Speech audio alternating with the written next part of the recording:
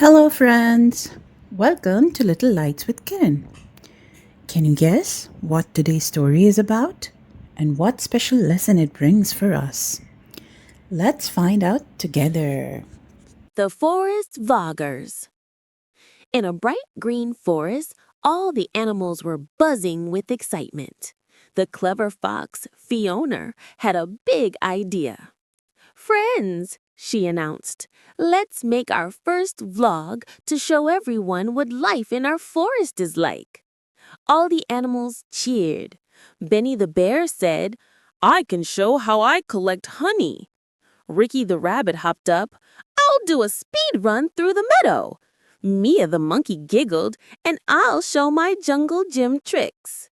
Fiona smiled. Perfect. Let's start filming. The vlog began. First, Benny tried to show off his honey collection, but the bees chased him away. Next, Ricky the rabbit ran so fast that he tripped into a puddle. Splash! Then Mia the monkey swung from vine to vine so high that she landed in a tree full of bananas. Everyone laughed so hard that Fiona forgot to record properly. The camera was upside down.